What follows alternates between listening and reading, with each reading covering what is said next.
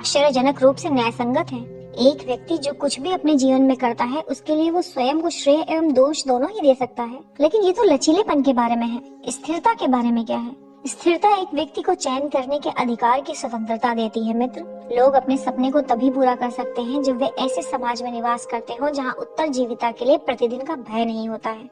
बिना सुरक्षा एवं स्थिरता वाले समाज में कोई बुद्धिजीवी या व्यवसायी या कलाकार या बुद्धिमान नहीं होता है। व्यक्ति हमेशा ही लड़ाई या उड़ान की स्थिति में होता है।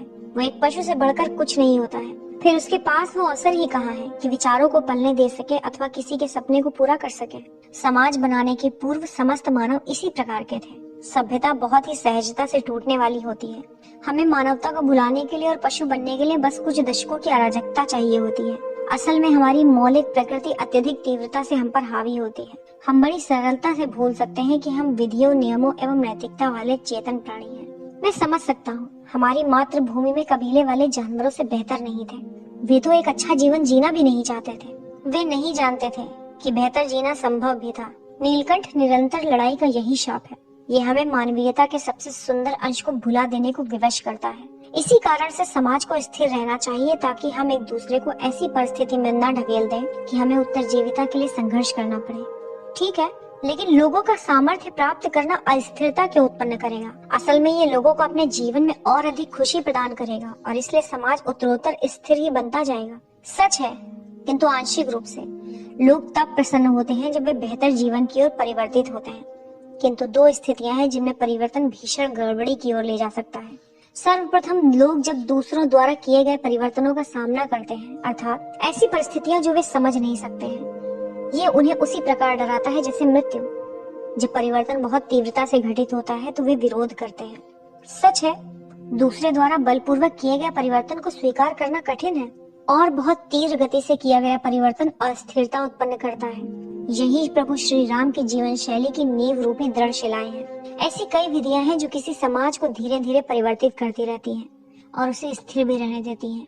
साथ ही वे अपने नागरिकों को अपने सपनों का अनुसरण करने की स्वतंत्रता की अनुमति भी देती हैं। उन्होंने स्थिरता एवं लचीलेपन का एक आदर्श संतुलन बनाया था। आपने एक दूसरी परिस्थिति के बारे में उल्लेख किया था। दूसरी है जब लोग चाहते हुए भी परिवर्तन नहीं ला सकते हैं क्योंकि कारण उनके नियंत्रण में नहीं रहते हैं। मान लीजिए कि एक बहुत ही बेहतरीन योद्धा है जो अपने हाथों एवं आंखों का तालमेल किसी बीमारी के कारण खो बैठता है। वो अभी भी योद्धा है किंतु असाधारण नहीं। वो समझता है कि उसके साथ अन्याय हुआ है और उसके लिए संभवतः वो कुंठित भी होगा। तब वो या तो अपने वैद्य या फिर समाज को इसके लिए दोषी ठहराएगा।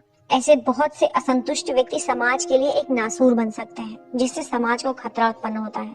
शिव ने त्योरी चढ़ाई, उसे ये तर्क पसंद नहीं आया, किंतु उसे भी पता था कि कुछ वर्ष पहले प्रकृति वालों ने उसके चाचा जी के शांति प्रस्ताव को मानने से केवल इसलिए मना कर दिया था कि उनका रोगग्रस्त एवं वृद्ध मुखिया अपनी उस आकांक्षा को पूरा करना चाहता था कि वो ऐसा एक अपवादिक योद्धा था जिसने गुण वालों को पराजित किया था। उनका एकीकृत क्रोध अशांति उत्पन्न कर सकता है, यहाँ तक कि हिंसा भी, पंडित ने कहा।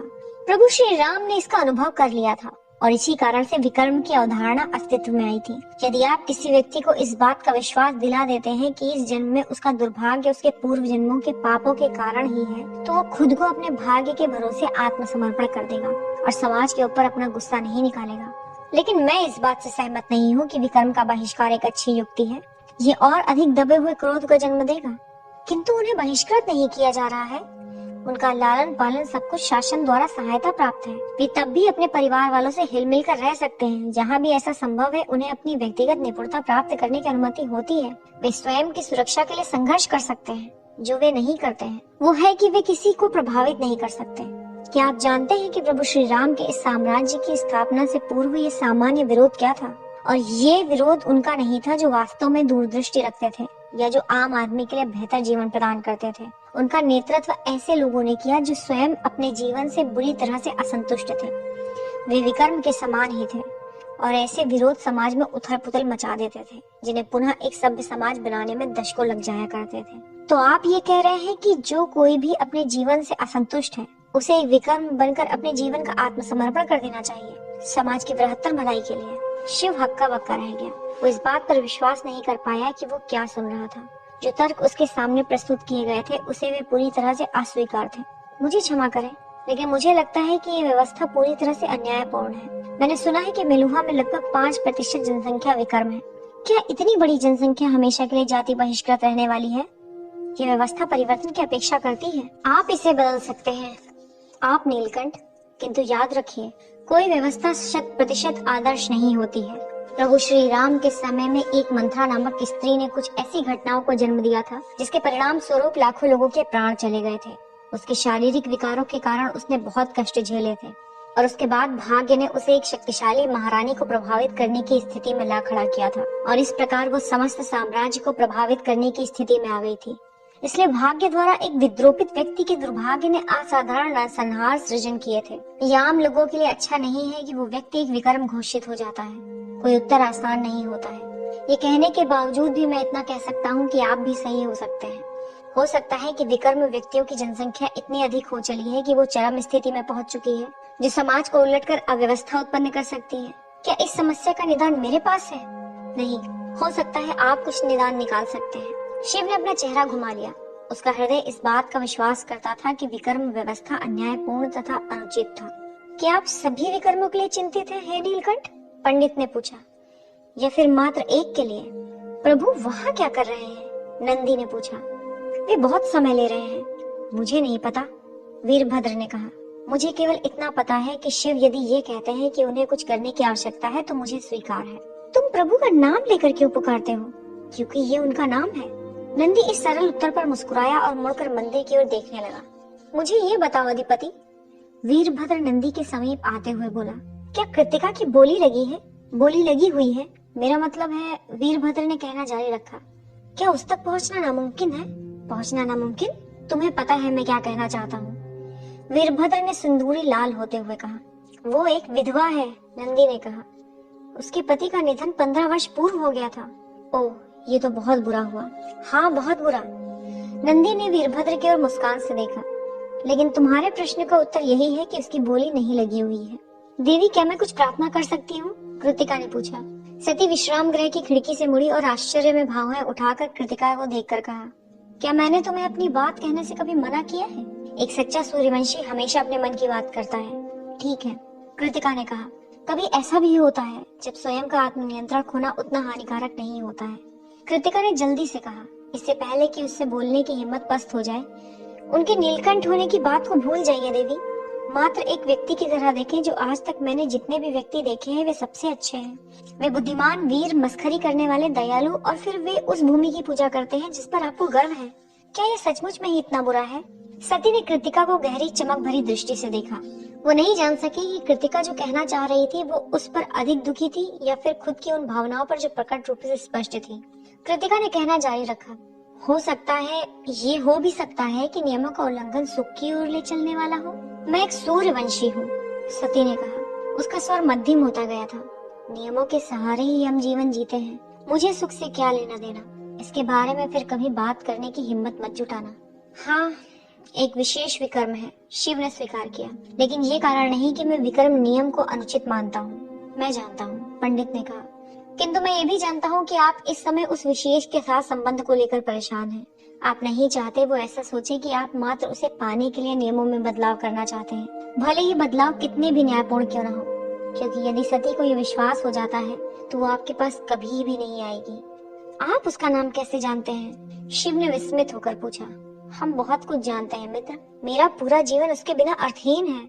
मैं जानता हूँ, पंडित मुस्कुराया। संभवतः मैं आपकी सहायता कर सकता हूँ। शिव की भ्रुकुटी तन गई। ये अनपेक्षित था। आप चाहते हैं कि वो भी आपके साथ प्रेम का आदान प्रदान करे, लेकिन वो कैसे कर सकती है जब आप उसे समझते भी नहीं? मुझे लगता है मैं उसे जानता हूँ, मैं उसे प्रेम करता हूँ। हाँ, आप उससे प्रेम करते हैं, किंतु आप उसको जानते नहीं हैं। आप ये नहीं जानते कि वो क्या चाहती है। शिव चुप हो गया। वो जानता था कि पंडित सही था। वो सती के बारे में पूरी तरह से गफलत में था। वो क्या चाहती है उसके बारे में आप एक अनुमान लगा सकते हैं? पंडित ने कहना जारी रखा। लेन देन के व्यवहार के सिद्धांत की सहायता से? क्या? चकराए हुए शिव ने कहा। ये समाज की संरचना करता है।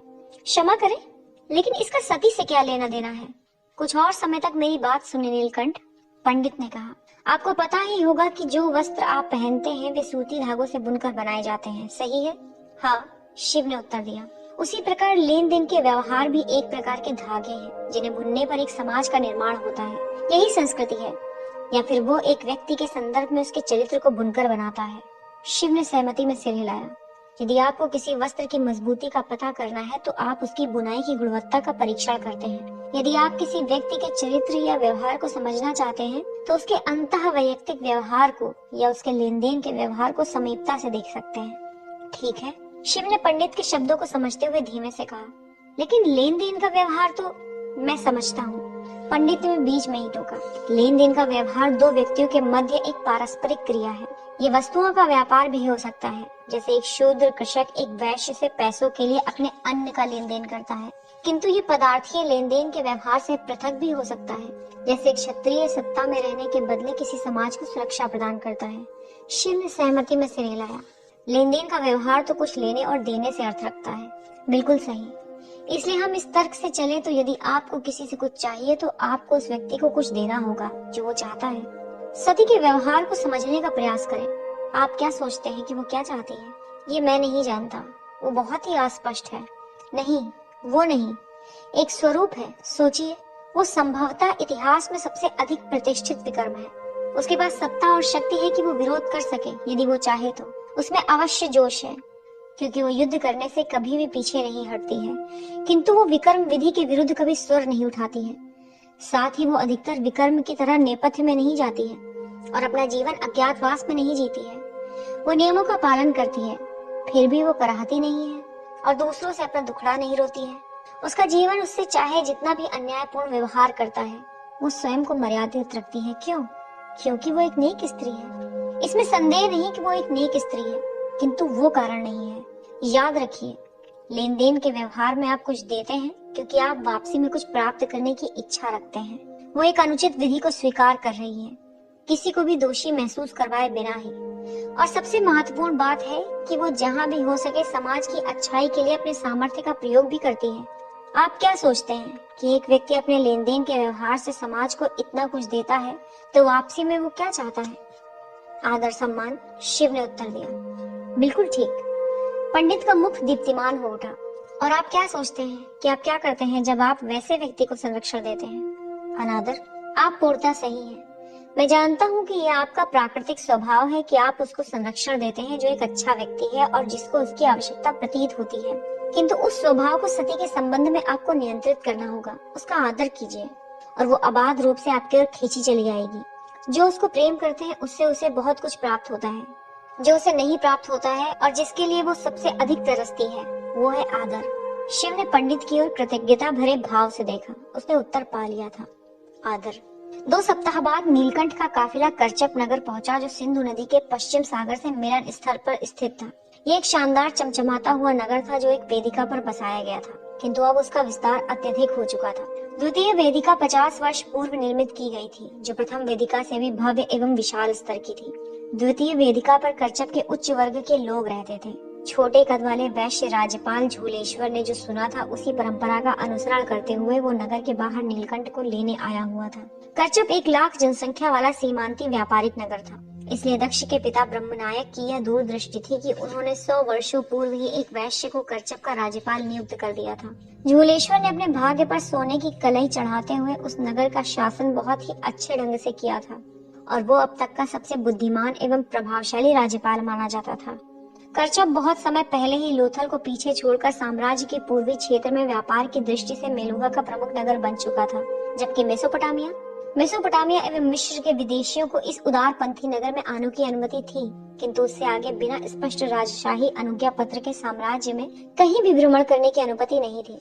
झूलेश्वर करचप में पहले ही दिन मार्गरक्षक बनकर नीलकंठ को पश्चिम सागर में पर्यटन करवाने के लिए ले गया। शिव ने कभी समुद्र नहीं देखा था और वो उस अथाह जल के विस्तार को देखकर मंत्रमुग्ध था। उसने कई घंटे बंदरगाह पर बिताए, जहां झूलेश्वर ने विभिन्न प्रकार के जहाजों एवं नौकाओं के निर्माण के बारे में गर्व के साथ विवरण दिया। ये करचप बंदरगाह से सटा हुआ एक पोत कारखाना था। बृहस्पति भी मेसोपोटामिया के व्यापारियों से आयात किए हुए सामानों को परीक्षण करने उनके साथ गया था। शाम के समय शिव के लिए राजकीय भोजन का आयोजन किया गया। झूलेश्वर ने गर्व से घोषणा की कि अगले दिन नीलकंठ के सम्मान में एक यज्ञ का आयोजन वरुण प्रभु और प्रसिद्ध यमज अश्विनी कुमारों के तत्वाधान में किया जाएगा। यमज अश्विनी कुमार प्रख्यात जहाजी थे, जिन्होंने मेलुहा से मेसोपोटामिया तक का समुद्री रास्ता तय किया था और उसके आगे भी गए थे। उनके मानचित्र, उनके मार्गदर्शन और कथाएं इन समुद्री लोगों के लिए प्रेरणा एवं सीख के स्रोत थे। भोजन के उपरांत शिव ने उन कमरों का भ्रमण किया जहाँ सती एवं कृतिका को रखा गया था। मैं सोच रहा था, चूंकि सती उसके साथ पूरी तरह से औपचारिक बन चुकी थी, अतः शिव ने अब भी बहुत सावधानी पूर्वक कहा कि आप कल यज्ञ के लिए आएंगी। मुझे क्षमा करें प्रभु नीलकंठ, सती ने शिष्टता पूर्वक कहा, किंतु मेरे लिए आयोजन में उपस्थित होना संभव नहीं हो पाएगा। ऐसे यज्ञों में मुझे उपस्थित होने की अनुमति नहीं है।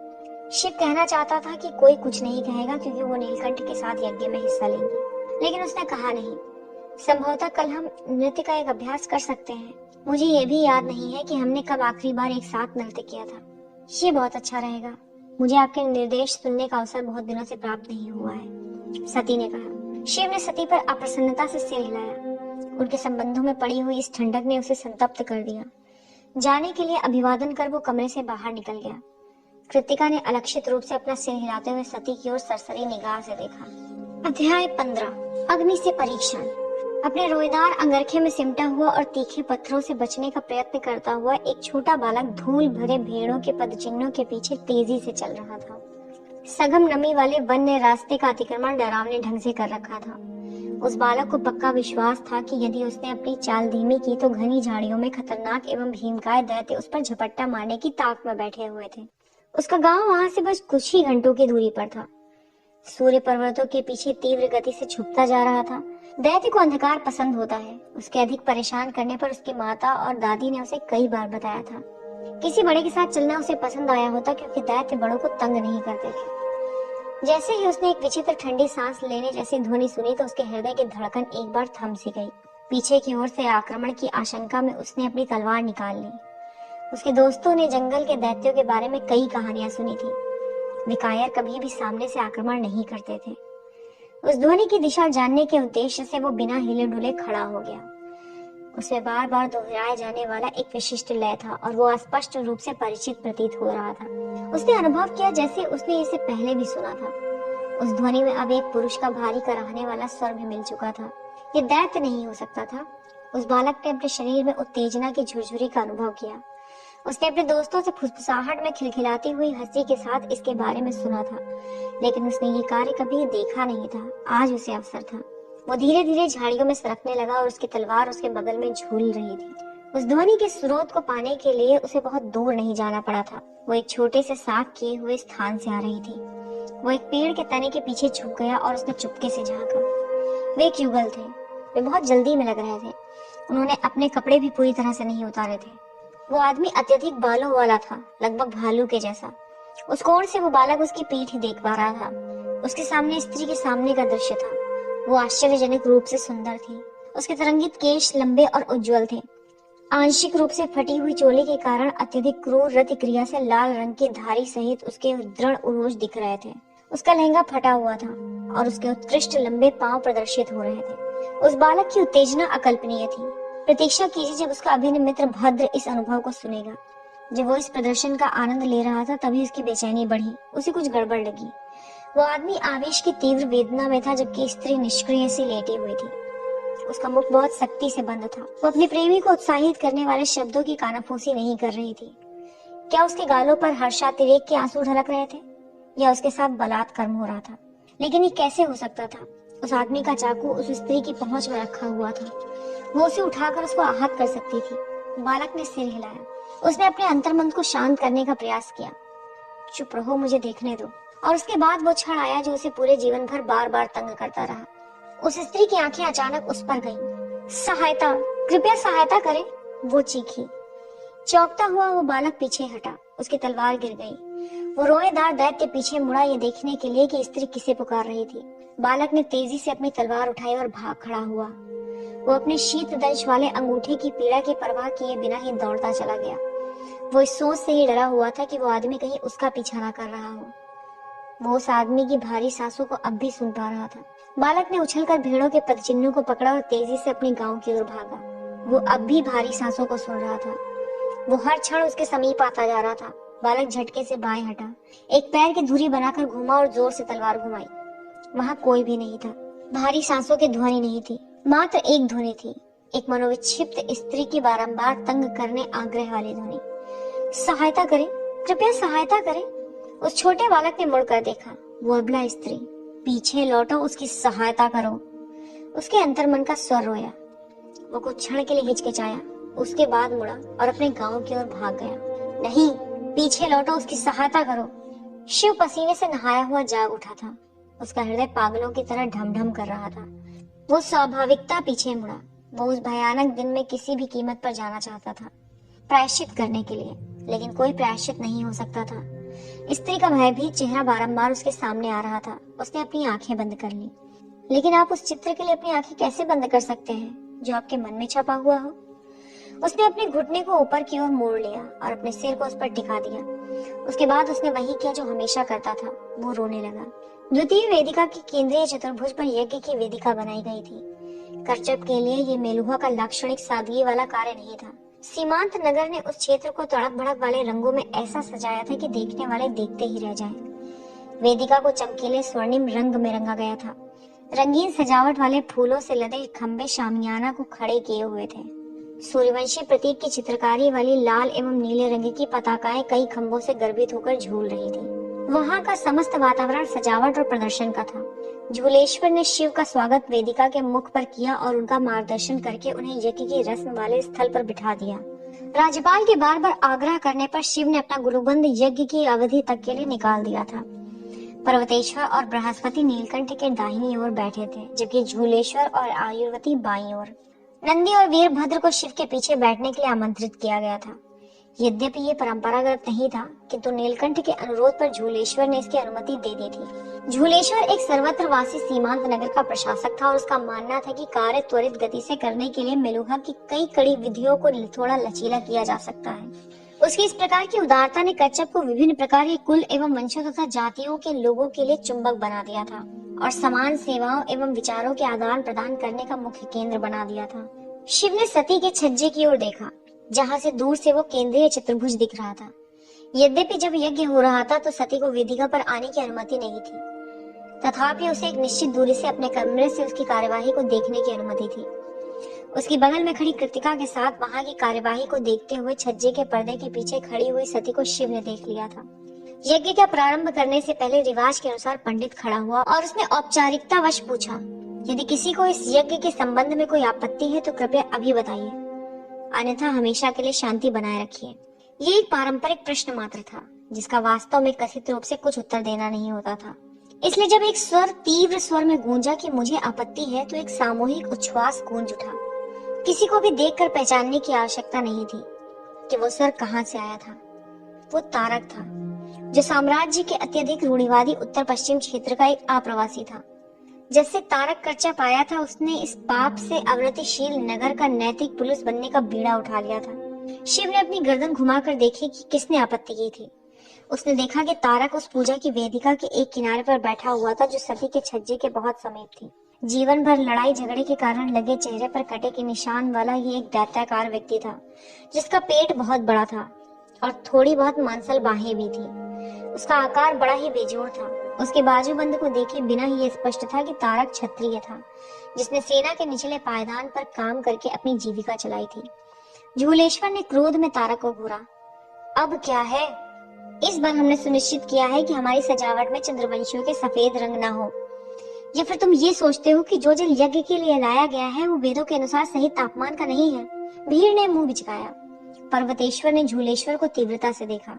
इससे पहले कि वो राज्यपाल को वेदों का इस तरह संदर्भ के लिए बुरा भला कहता, तारक बोल उठा, विधि कहती है कि यज्ञ वेदिका पर किसी विकर्म को रहने की अनुमति नहीं होनी चाहिए। हाँ, झूलेश्वर ने कहा, और यदि तुम्हें विकर्म घोषित नहीं किया गया है तो मैं नहीं सोचता कि विधि का उल्लंघन हो रहा है। हाँ, हो रहा है। वहां इकट्ठी भीड़ में आश्चर्य मिश्रित बड़बड़ाहट फैल गई। झूलेश्वर ने अपने हाथ उठाकर लोगों को शांत करते हुए कहा, यहाँ कोई विकर्म नहीं है तारक, अब बैठ जाओ।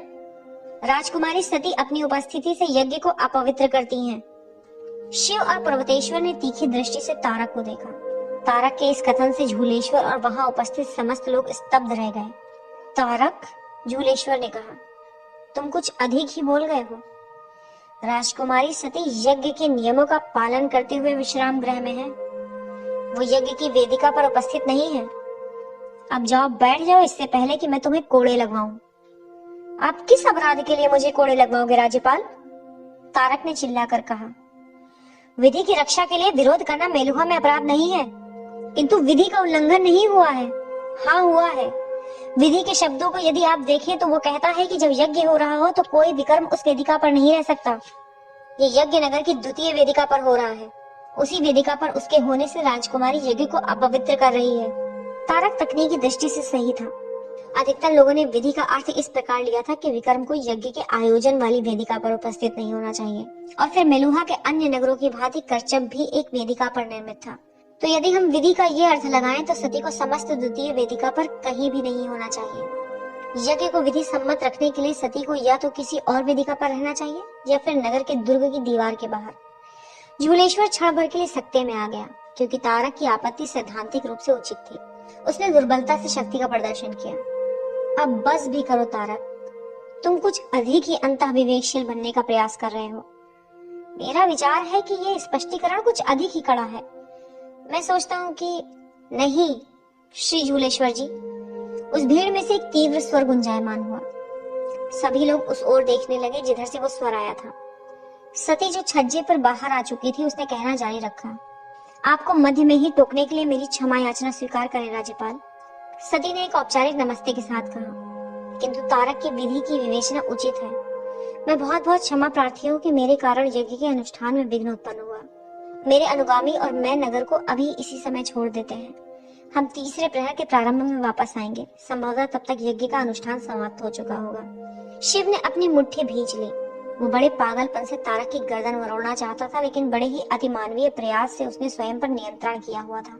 कुछ ही मिनटों में सती कृतिका एवं अपने निजी अंगरक्षकों के साथ विश्राम गृह से बाहर निकल आई। शिव ने मुड़कर नंदी और वीरभद्र को देखा, जो उसका संकेत समझकर सती के साथ जाने के लिए उठ खड़े हुए। वे समझ गए कि शिव चाहते हैं कि नगर के बाहर सती की सुरक्षा सुनिश्चित हो। ये बहुत ही घृणित है कि आपको स्वयं इसका एहसास नहीं हुआ।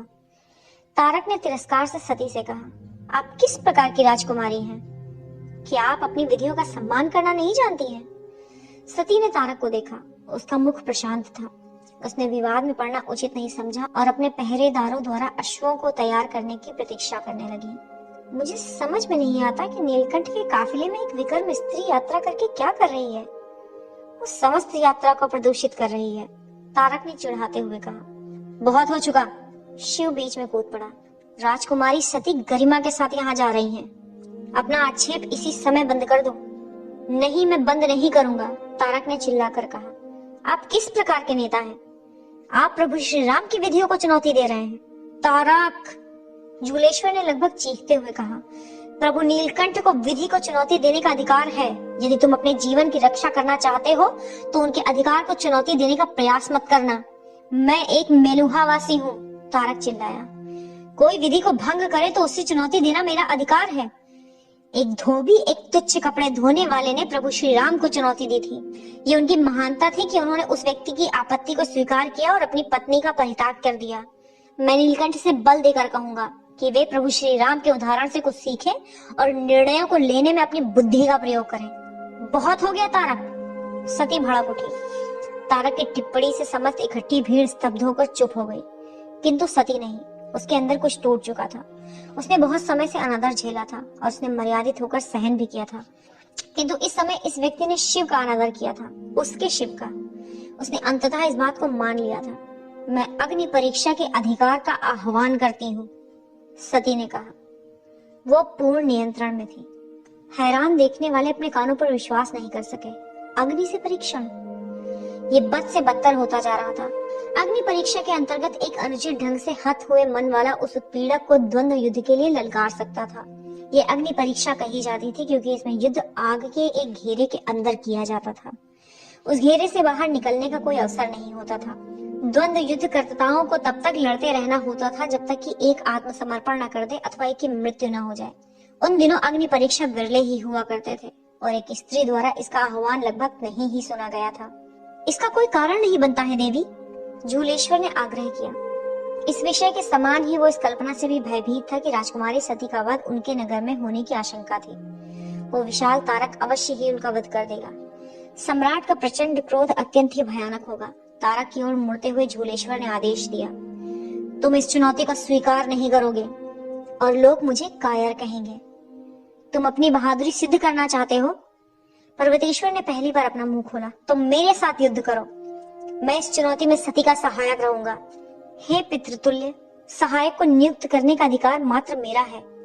सती ने पर्वतेश्वर को पिता के समान संदर्भित करते हुए कहा और तारक की ओर मुड़ते हुए पुनः कहा, मैं किसी सहायक की नियुक्ति नहीं करती, तुम मेरे साथ युद्ध करोगे।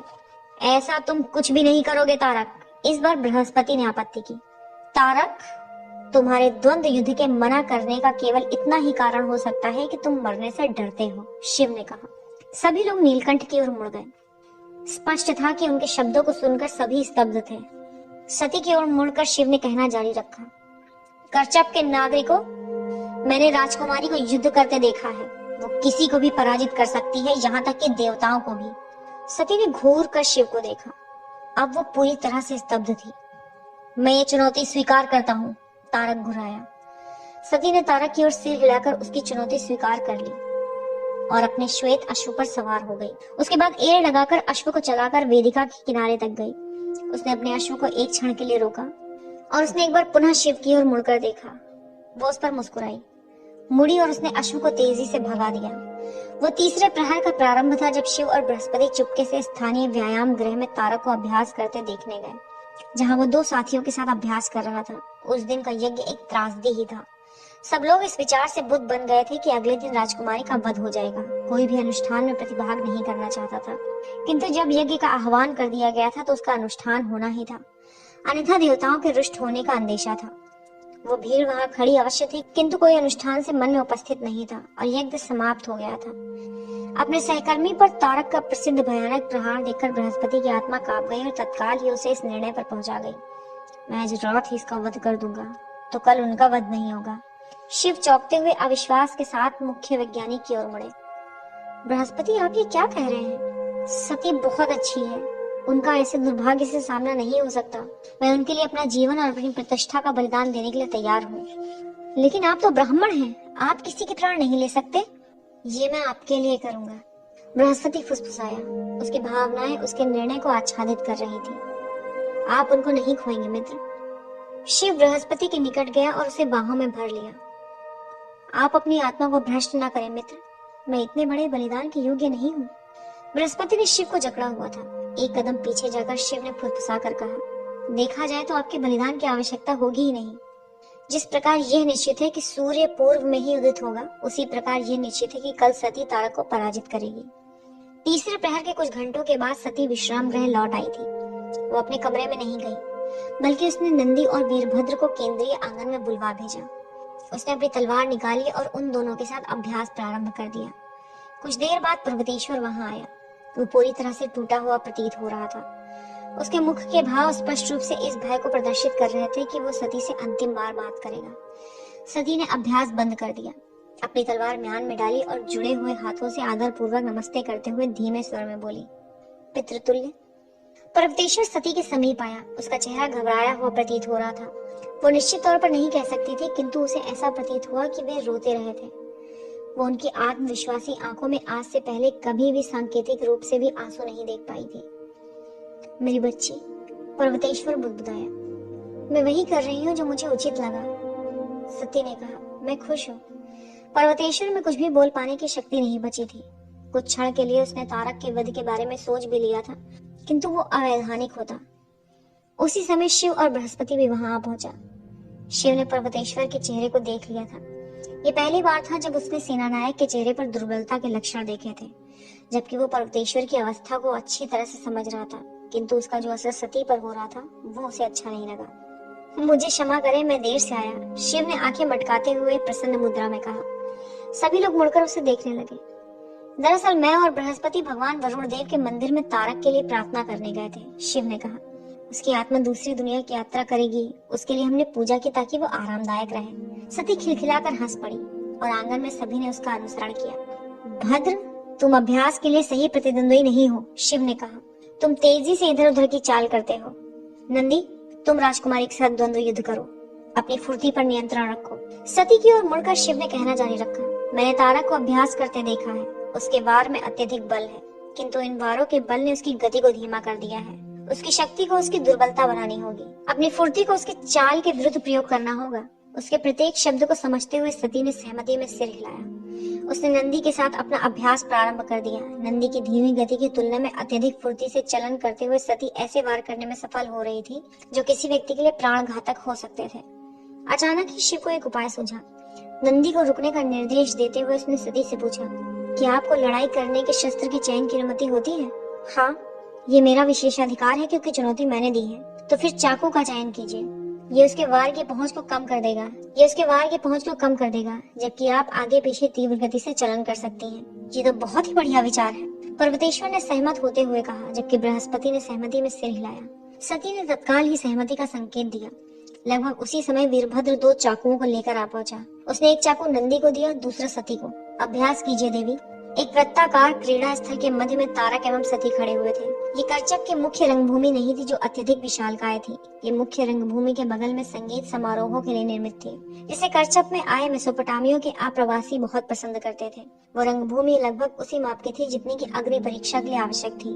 वो इतनी बड़ी भी नहीं थी कि एक व्यक्ति अपने प्रतिद्वंदी से अत्यधिक दूरी बना ले और इतनी छोटी भी नहीं थी कि भिड़ंत तुरंत समाप्त हो जाए। मैदान के चारों ओर लोगों के बैठने के लिए चबूतरे बने हुए थे, जिस पर 20,000 लोगों की भीड़ इस अद्भुत एवं अति महत्वपूर्ण द्वंद्व युद्ध को देखने के लिए आई हुई थी, जो कर्चक में पिछले 500 वर्षों में नहीं हुआ था। प्रत्येक व्यक्ति के होठों पर एक प्रार्थना थी, तात मनो कोई चमत्कार करे कि सती विजयी हो जाए। यदि ऐसा न हो तो कम से कम वो जीवित रहे। तारक और सती ने एक दूसरे को नमस्ते में अभिवादन किया और सम्मान के साथ लड़ने की प्राचीन प्रतिज्ञा को दोहराया। उसके बाद क्रीड़ांगन के मुख्य चबूतरे के शीर्ष पर स्थित भगवान वरुण देव की प्रतिमा की झुककर प्रार्थना की ताकि जल एवं समुद्र के देवता का आशीर्वाद उन्हें प्राप्त हो। भगवान वरुण देव की प्रतिमा के ठीक नीचे अपने औपचारिक आसन को झूलेश्वर ने शिव के लिए रख छोड़ा था। राज्यपाल उनकी बाईं ओर आयुर्वती और कृतिका के साथ बैठा हुआ था। बृहस्पति और पर्वतेश्वर शिव के दाएं बैठे हुए थे। नंदी और वीरभद्र अपने जाने पहचाने स्थल पर शिव के ठीक पीछे थे। इस द्वंद्व युद्ध के बारे में संदेश देने के लिए एक पक्षी संदेशवाहक सम्राट दक्ष के लिए कल ही भेज दिया गया था। हालांकि इतना समय नहीं था कि उनके उत्तर की अपेक्षा की जा सके। आखिरकार झूलेश्वर उठकर खड़ा हुआ। वो अग्नि परीक्षा से घबराया सा था, किंतु शांत प्रतीत हो रहा था। रीति के अनुसार उसने मुट्ठी बांधकर हाथ को अपने सीने से लगाया और अचानक ही गर्जना करते हुए बोला, सत्य धर्म मान। समस्त क्रीड़ांगन में से सहमति के स्वर गूंजे। सत्य धर्म मान। तारक और सती ने भी पुनरावृत्ति की, सत्य धर्म मान। झूलेश्वर ने क्रीड़ांगन के रखवाले को सिर हिलाकर संकेत दिया, जिसने अनुष्ठानिक तेल की मशाल को प्रकाशित कर दिया। उस मशाल ने अपनी आग को बने हुए तेल के नाले में फैला दिया। केंद्रीय मैदान का बाहरी घेरा आग से प्रज्वलित हो उठा। परीक्षा के लिए आग का घेरा तैयार हो चुका था। झूलेश्वर ने शिव की ओर मुड़कर कहा, प्रभु, द्वंद्व युद्ध प्रारंभ करने की अनुमति चाहता हूँ। शिव ने आत्मविश्वास पूर्ण मुस्कान के साथ सती को देखा। उसके बाद क्रीड़ांगन की ओर लोगों को संबोधित करते हुए तेज स्वर में घोषणा की, अग्निदेव की शुद्ध करने वाली अग्नि में सत्य की हमेशा विजय होगी। तारक और सती ने तुरंत ही अपने अपने चाकू निकाल लिए। तारक ने अपना चाकू अपने सामने एक पारंपरिक योद्धा के समान पकड़ा हुआ था। उसने वो रणनीति अपनाई हुई थी जो उसकी शक्ति थी। सामने की ओर चाकू रहने का अर्थ था कि सती जैसे ही उसके समीप आती वो उस पर वार कर सकता था। वो अधिक हिलडुल नहीं रहा था और सती को अपने सामने चाल करने दे रहा था। दूसरी ओर सती भिड़ंत के सभी ज्ञात नियमों के विपरीत अपना चाकू पीछे की ओर पकड़े हुई थी। अपने प्रतिद्वंदी से एक सुरक्षित दूरी रखते हुए वो चाकू को लगातार एक हाथ से दूसरे हाथ में अदल बदल रही थी। उसका इरादा तारक को चकरा देने का था कि आक्रमण की दिशा क्या होगी, उसे पता न चले। दूसरी ओर तारक सती की चाल को एक बाज की भांति देख रहा था। उसने सती के दाहिने हाथ को झुकते हुए देखा। चाकू उसके दाहिने हाथ में था। अचानक ही सती उछलकर बाईं ओर चली गई। तारक स्थिर रहा। वो जानता था कि दाहिने हाथ में चाकू होते हुए बाईं ओर उछलना केवल एक पैंतरा भर था। उसे दाहिने आना ही होगा यदि उसने अपने चाकू से वार करना था, और वही हुआ। सती अचानक ही तेजी से दाहिनी ओर आई और उसने अपने हाथ को चाकू मारने की स्थिति में ऊपर उठाया। तारक इसके लिए पहले से ही तैयार था। उसने जल्दी से बाएं हाथ में चाकू बदला और बहुत ही क्रूरता पूर्वक उसने चाकू को हवा में लहराते हुए वार किया, जिसके कारण सती के ऊपरी धड़ पर घाव लग गया। वो घाव इतना गहरा नहीं था, किंतु ऐसा प्रतीत हुआ कि वो पीड़ादायक था। दर्शक दीर्घा से एक सामूहिक आह निकल पड़ी। सती पीछे हट गई और उसने स्वयं को संतुलित कर इधर उधर घूमना प्रारंभ कर दिया। वो चाकू को अपने पीछे लगाई और उसे दोनों हाथों में लगातार बदलने लगी। तारक ने अपनी तीखी दृष्टि उस पर रखी हुई थी। चाकू उसके बाएं हाथ में था। तारक ने अनुमान लगा लिया कि वो दाहिनी ओर जाएगी। जो उसने किया भी, वो स्थिर रहा। वो प्रतीक्षा कर रहा था कि सती कब बाईं ओर जाकर वार करेगी। उसने ऐसा ही किया और उछलकर बाईं ओर उसने वार किया। तारक पहले से ही तैयार था और उसने इतनी फुर्ती से अपना हाथ चलाया कि सती का हाथ हवा में रह गया और उसने अपने दाहिने हाथ को भयंकर तीव्रता से लहराते हुए चाकू से वार किया और सती के बाएं कंधे पर एक गहरा घाव कर दिया। सती पीछे हट गई और भीड़ भय से कराह उठी। कुछ लोगों ने अपनी आंखें मूंद ली। वे अब और देखने की हिम्मत नहीं जुटा पा रहे थे। अधिकतर लोग उग्रता से पूजा अर्चना कर रहे थे। यदि यही करना ही था तो उसे सरलता से किया जाना चाहिए और इस प्रकार धीमे पीड़ादायक तरीके से नहीं। वे क्या कर रही हैं? घबराए हुए बृहस्पति ने शिव को फुसफुसा कर कहा, वे क्यों असावधानी से आक्रमण कर रही हैं? शिव ने मुड़कर बृहस्पति की ओर देखा और पर्वतेश्वर का चेहरा भी। पर्वतेश्वर के चेहरे पर आश्चर्य था, फिर भी प्रशंसा भरी मुस्कान थी। वो बृहस्पति की तरह अनजान न होकर समझ रहा था कि वहाँ क्या हो रहा था। द्वंद्व युद्ध की ओर दृष्टि घुमाते हुए शिव ने धीमे स्वर में कहा, वे जाल बिछा रही हैं। मैदान के मध्य में सती अभी भी चाकू को बाएं से दाएं और दाएं से बाएं हाथ में लगातार बदलती जा रही थी। उसने दाहिनी ओर से बाईं ओर एक बनावटी चाल चली, किंतु इस बार उसने चाकू को हाथ में बदला नहीं। उसने दाहिने हाथ को ढीला और आराम से रखते हुए उसने अपने बाएं हाथ से हरकत की। तारक सती को सावधानी पूर्वक देख रहा था। वो इस आत्मविश्वास से भरा हुआ था कि वो धीरे धीरे उसके रक्त को बहाकर उसे मृत्यु की गोद में सुला देगा। उसने समझा कि चाकू उसके बाएं हाथ में था। उसने उसके दाहिनी ओर जाने की प्रतीक्षा की, उसके बाद बाईं, जो उसने बहुत ही तेजी से मुड़कर किया। उसके बाएं हाथ के आक्रमण की अपेक्षा में तारक ने दाहिने हाथ में चाकू को हवा में लहराते हुए वार किया। सती बड़ी सफाई से नृत्य की मुद्रा के साथ पीछे हट गई। इससे पहले कि आश्चर्य से भरा तारक कुछ प्रतिक्रिया कर पाता, सती उछलकर दाहिनी ओर गई और उसने अपने दाहिने हाथ को निर्दयता से तारक के सीने की ओर चला दिया। चाकू तारक के फेफड़ों तक घुस गया। उस घातक वार ने तारक को अस्थिर कर दिया। उसके मुंह से रक्त पिचकारी की भांति फूट पड़ा। उसने चाकू गिरा दिया और लड़खड़ाता हुआ पीछे हटा। सती ने निर्दयता पूर्वक दबाव बनाए रखा और चाकू को और अंदर चाकू की मूठ तक घोंपती चली गई। तारक लड़खड़ा कर और पीछे गया और भूमि पर धड़ाम से गिर गया। उसके शरीर में कोई हरकत नहीं थी। समूचा क्रीड़ांगन स्तब्ध रह गया। सती के मुख पर देवी माता के क्रोध के भाव थे। 25 वर्षों से दबा हुआ क्रोध उस समय उसके मुख पर उभर कर आ चुका था। उसने चाकू को घुमाते हुए बाहर निकाल लिया ताकि घाव अत्यधिक घातक हो जाए। तारक के मुंह से रक्त की धार बह निकली। सती ने अपने दोनों हाथों से चाकू को उठाया। उसे बस इतना ही करना था कि चाकू को तारक के हृदय में भोंक देना था और उसकी आत्मा उसके शरीर को छोड़कर निकल जाती। तभी अचानक उसके मुख का भाव पुनः प्रशांत हो गया, लगभग वैसे ही जैसे किसी ने उसके शरीर से सारी ऋणात्मक ऊर्जा को सोख लिया हो। वो मुड़ी। बुराइयों के विनाशक शिव सिंहासन पर बैठे हुए एक मधुर मुस्कान से उसे देख रहे थे। उसके बाद उसने तारक को देखा और धीमे से कहा, मैं तुम्हें क्षमा करती हूँ। पूरा का पूरा क्रीड़ांगन खुशी में झूम उठा। यदि वरुण देव ने भी इस द्वंद्व युद्ध की पटकथा लिखी होती तो वो भी इतना आदर्श नहीं होता। इसमें वो सब कुछ था जो एक सूर्यवंशी को प्रिय था। जब दबाव में हो तो हट के साथ प्रतिरोध करना और विजय के बाद विशाल हृदयता। सती ने अपना चाकू उठाया और चिल्लाकर कहा, जय श्री राम। समस्त क्रीड़ांगन ने एक स्वर में दोहराया, जय श्री राम। सती शिव की ओर मुड़ी और उसने एक बार और गर्जना की, जय श्री राम जय। शिव के शब्द उसके गले में ही अटक गए। यदि उनकी जय जयकार वो पूरी नहीं कर सका था तो भी प्रभु इस बार अनुचित नहीं मानेंगे। शिव ने सती से दृष्टि हटाकर दूर देखा। वो नहीं चाहता था कि जिसे वो प्रेम करता था वो उसके आंसू देखे। क्षण भर में ही अपने ऊपर नियंत्रण करके उसने एक दीप्तिमान मुस्कान से सती की ओर देखा। सती निरंतर शिव को घूरती जा रही थी। जो भावनाएं उसके भीतर अब तक बहुत लंबे समय से सुसुप्त थी, वे शिव की उस प्रशंसा भरी दृष्टि को देखकर बाहर निकल आई थी। जब वो उन्हें सहन न कर सकी तो उसने अपनी आंखें बंद कर ली। पुस्तक के अध्याय पठन की यात्रा में साथ देने के लिए आप सभी का धन्यवाद। यदि आपको ये वीडियो पसंद आई तो इसे लाइक कीजिए, अपने मित्रों के साथ शेयर कीजिए और चैनल को सब्सक्राइब कीजिए। अलविदा।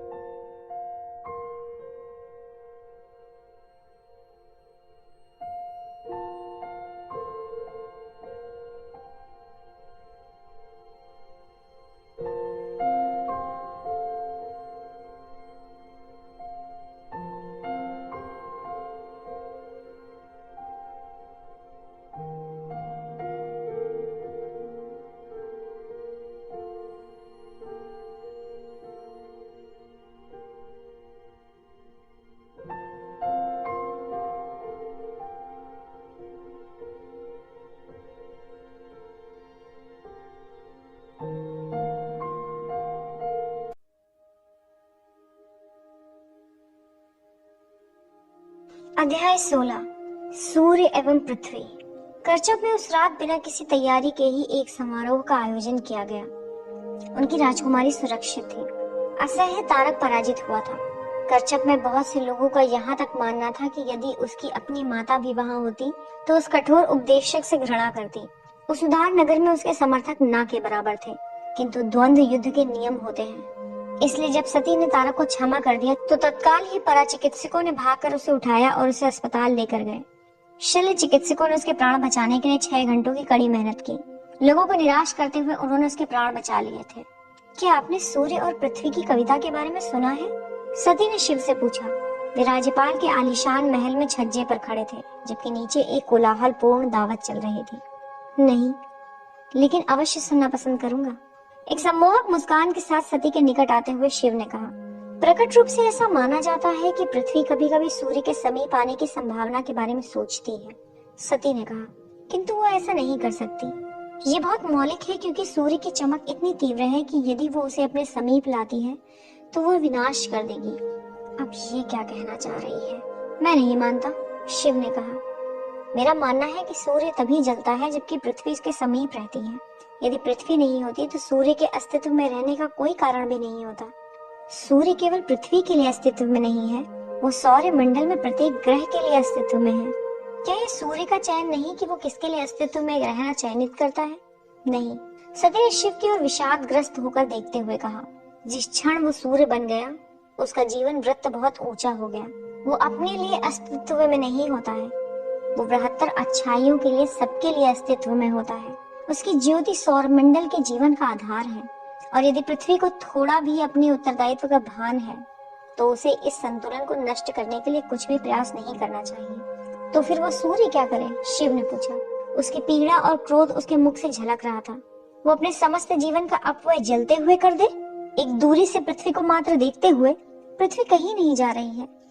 सूर्य और पृथ्वी तब भी एक गर्मजोशी भरी मित्रता का आदान प्रदान कर सकते हैं, किंतु उससे अधिक कुछ भी नियमों के विरुद्ध है।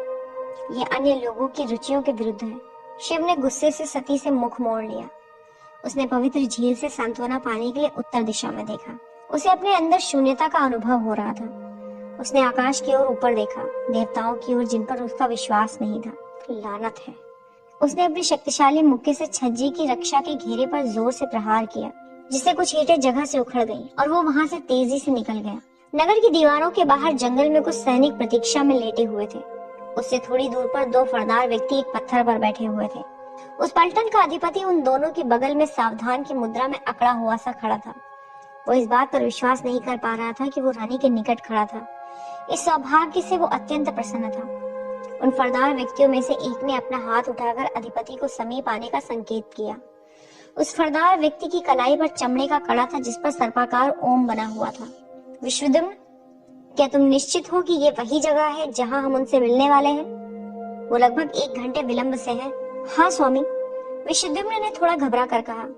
ये वही जगह है जहां उसने कहा था कि वो आएगा। दूसरा फरदार व्यक्ति मुड़ा और एक प्रभावशाली स्वर बोला। स्वर जनाना था, ऐसा स्वर जिसका बिना किसी प्रश्न के पालन किया जाता था। वो व्यक्ति नागाओं की रानी से प्रतीक्षा करवाता है। दूसरे फरदार व्यक्ति की ओर मुड़कर उसने कहना जारी रखा, मेरा विश्वास है कि तुमने इस पर विस्तार से कार्य किया होगा। मैं आशा करती हूँ कि इस घृणित क्षेत्र में मेरा आना बेकार नहीं जाएगा। दूसरे फरदार व्यक्ति ने अपने मांसल हाथों की मुद्रा से रानी को धैर्य रखने का इशारा करते हुए कहा, मुझे विश्वास है महारानी, ये व्यक्ति सूर्यवंशियों को एक ऐसा झटका देने में महत्वपूर्ण है कि वे उससे फिर कभी नहीं उबर पाएंगे। पता चला है राजकुमारी और एक व्यक्ति के मध्य कल नगर में एक अग्नि परीक्षा युद्ध हुआ था। विश्वद्युम्न ने रानी को प्रभावित करने के लिए अचानक ये बात छेड़ दी ताकि उन्हें लगे कि उसकी स्थानीय समाचारों पर तीक्ष्ण दृष्टि रहती है। मेरे पास उसकी पक्की जानकारी तो नहीं है, मैं इतना ही आशा कर सकता हूँ कि उसमें हमारा व्यक्ति शामिल ना हो। रानी फुर्ती से दूसरे फरदार व्यक्ति की ओर मुड़ी, फिर विश्वद्युम्न की ओर मुड़ी और बोली, कृपया दूसरे सैनिकों के साथ प्रतीक्षा करें। विश्वद्युम्न ने महसूस कर लिया था कि उसने ऐसा कुछ कह दिया है जो उसे नहीं कहना चाहिए था, और इससे पहले कि उसके स्वामी की गुस्सैल आंखें उसे फटकार लगाए वो वहां से तेजी से चला गया। इसी कारण से प्रशिक्षण शिविर में सिखाया जाता था कि एक अच्छा सिपाही तब तक मुंह नहीं खोलता जब तक कि उससे कुछ पूछा नहीं जाए। वो यहाँ है? रानी ने अपने गुस्से को छिपाए बिना पूछा। दूसरे फरदार व्यक्ति ने सहमति में सिर हिलाया। मुझे याद है कि मैंने तुमसे इस बारे में भूल जाने को कहा था। रानी ने कड़ाई से कहा, इस तलाश से कुछ भी हासिल होने वाला नहीं है। क्या तुम्हें ऐसा लगता है कि तुम्हारे द्वारा किए गए मंदार पर्वत पर उस मूर्खता भरे आक्रमण से उन्हें संदेह हुआ होगा कि उनके मध्य में हमारा गुप्तचर है? उस व्यक्ति ने क्षमा याचना से उनकी ओर देखा। क्या तुम उनके लिए यहाँ आए थे?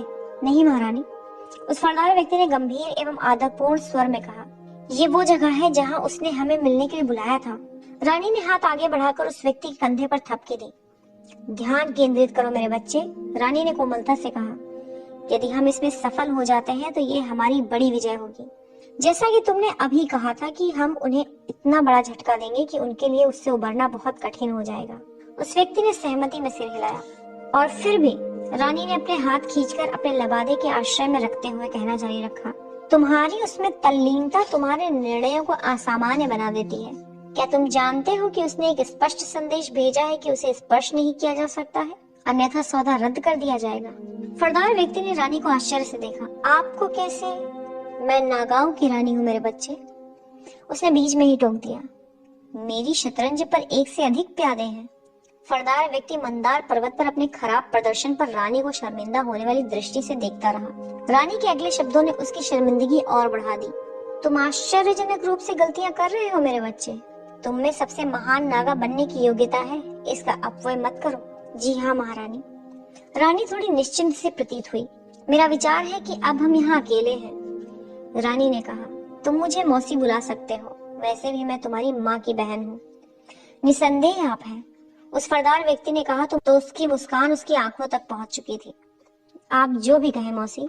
अग्नि परीक्षा की घटना हुए 2 सप्ताह बीत चुके थे। सती पर्याप्त रूप से इतनी भली चंगी हो गई थी कि वो काफिले के साथ अगले गंतव्य के लिए चल सकती थी। शिव पर्वतेश्वर एवं बृहस्पति शिव के साथ उसके कमरे में बैठे हुए थे। तो हम सब सहमत हैं, पर्वतेश्वर ने कहा। 1 सप्ताह के अंदर हमारी यात्रा की सारी व्यवस्थाएं कर लूंगा। उस समय तक सती पूरी तरह से ठीक हो चुकी होगी। हाँ, मेरे विचार से ये योजना उचित है, शिव ने सहमति दी। पर्वतेश्वर, मैं अब और आगे नहीं जाऊंगा, बृहस्पति ने कहा। क्यों? पर्वतेश्वर ने पूछा। ऐसा है कि जो नए रसायन आने वाले थे वे आ गए हैं। मैं सोच रहा था कि इन सामानों के साथ मैं मंदार पर्वत लौट जाऊं और जितना शीघ्र हो सके प्रयोग प्रारंभ कर लूं। यदि हम इस प्रयोग में सफल रहे तो सोमरस बनाने में जल की आवश्यकता में अत्यधिक कमी आ सकती है।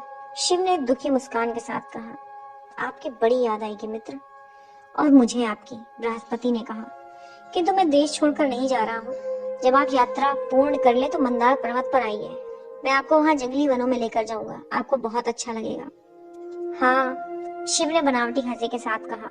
संभवतः आप अपनी कुछ वैज्ञानिक दक्षता का प्रकटन करेंगे और इस नीले गले के लिए कोई विश्वसनीय लगने वाला कारण खोज लेंगे। शिव और बृहस्पति दोनों ही ठहाका मारकर हंस पड़े। पर्वतेश्वर उनके इस परिहास को समझ ना सका, वो केवल उन्हें देखता रहा। बस एक बात है बृहस्पति, पर्वतेश्वर ने कहा। मैं राजशाही यात्रा से अपने सैनिकों की संख्या कम नहीं कर सकता। मैं राज्यपाल से बात करूंगा कि वे आपकी वापसी यात्रा के लिए कुछ सैनिकों का प्रबंध कर दें। धन्यवाद पर्वतेश्वर, किंतु मुझे विश्वास है कि मैं सुरक्षित रहूंगा। एक आतंकी मुझ में क्यों अपनी रुचि दिखाएगा? कल ही एक और आतंकी आक्रमण मोहनजोदारो से लगभग 50 किलोमीटर दूर हुआ है, पर्वतेश्वर ने कहा। पूरा का पूरा मंदिर नष्ट कर दिया गया है और सारे ब्राह्मणों की हत्या कर दी गई है। एक और? ये इस महीने में 3रा आक्रमण है, शिव ने क्रोधित होकर कहा। हाँ, पर्वतेश्वर ने कहा। वे साहसी होते जा रहे हैं और पूर्व की भांति वे वहां से भाग निकले जब तक की सहायता पहुंचती, जब तक सहायता पहुंच पाती और उनसे सामना हो पाता। शिव ने अपनी मुट्ठियां भींच ली। उसे कोई उपाय नहीं सूझ रहा था कि वो आतंकी आक्रमण से कैसे निपटे। उनके लिए कोई तैयारी करना भी कठिन था, क्योंकि ये भी नहीं पता होता था कि वे आक्रमण कहाँ करने वाले थे। क्या चंद्रवंशियों के साम्राज्य स्वद्वीप पर आक्रमण करना ही ये सब रोकने का एकमात्र उपाय था? शिव के अंतर्मन में उठ रही हलचल को महसूस कर बृहस्पति चुप रह गया। वो जानता था कि इसका कोई सरल उत्तर नहीं था। शिव को देखते हुए पर्वतेश्वर ने कहा, मैं अपने लोगों को यात्रा की तैयारी का आदेश अभी दे दूंगा। उसके बाद मैं आपसे रात्रि भोज पर मिलूंगा। मेरे विचार से सती भी हमारे साथ शामिल हो सकती है। मैं नंदी और वीरभद्र के लिए संदेश भिजवा दूंगा, वे भी हमारे साथ शामिल हो सकते हैं। मैं जानता हूँ कि आपको उनका संग पसंद है। पर्वतेश्वर के अलाक्षणिक व्यवहार एवं सोच पर शिव ने आश्चर्य से देखा। धन्यवाद पर्वतेश्वर, ये आपने बड़ा अच्छा किया। लेकिन मुझे पता चला है कि कृतिका, नंदी और वीरभद्र आज रात बांसुरी वादन का आनंद लेने जा रहे हैं। उस पागल वीरभद्र ने तो कुछ गहने भी खरीद लिए हैं ताकि नंदी के साथ वो देसी गवार न दिखे। पर्वतेश्वर मधुरता से मुस्कुराया। लेकिन मेरे लिए आपके साथ भोजन करना प्रसन्नता की बात होगी, शिव ने कहा। धन्यवाद, पर्वतेश्वर ने उठते हुए कहा। कुछ कदम चलने के बाद वो रुका और पीछे मुड़ा। अपनी हिचकिचाहट पर विजय पाकर उसने धीमे से कहा, शिव। हाँ? शिव उठ खड़ा हुआ। मैंने आपसे पहले ये नहीं बताया, पर्वतेश्वर असुविधा से बोल रहा था, किंतु मैं आपको अग्नि परीक्षा में सती की सहायता करने के लिए धन्यवाद ज्ञापित करना चाहता हूँ। आपकी जो स्पष्ट सोच थी उसी के कारण विजय हुई है। नहीं नहीं, शिव ने कहा, ये तो उसकी दक्षता थी।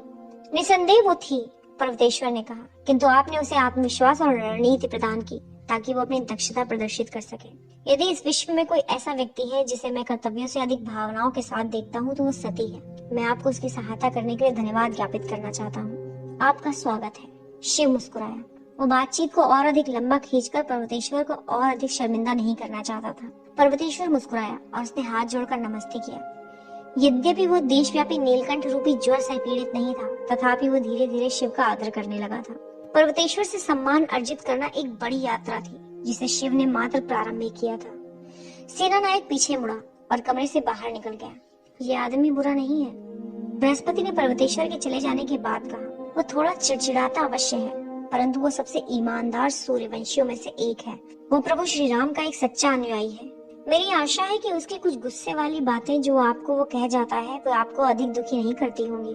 नहीं, मुझे बुरा नहीं लगता है, शिव ने कहा। असल में मैं पर्वतेश्वर को बहुत श्रेष्ठ मानता हूँ। वो एक ऐसा व्यक्ति है जिससे सम्मान अर्जित करना मेरा सौभाग्य है। शिव की विशाल हृदयता के एक और उदाहरण को देखकर बृहस्पति मुस्कुराया। वो आगे झुका और बोला, आप एक अच्छे व्यक्ति हैं शिव। शिव ने मुस्कुराहट के साथ उसे देखा। जो आपने पिछली बार मुझसे पूछा था उसका उत्तर मैंने नहीं दिया था शिव, बृहस्पति ने कहना जारी रखा। सच्चाई यही है कि मैं नीलकंठ की पौराणिक गाथा में विश्वास नहीं करता हूँ। मैं अभी भी नहीं करता हूँ। शिव ने और चौड़ी मुस्कान के साथ देखा। किंतु मैं आप में विश्वास करता हूँ। यदि कोई एक ऐसा व्यक्ति है जो इस भूमि से ऋणात्मक ऊर्जा को सोखकर नष्ट कर सकता है तो वो आप ही हो सकते हैं, और मैं हर संभव आपकी सहायता के लिए कुछ भी करूंगा, चाहे वो किसी भी रूप में हो और मेरे करने लायक हो।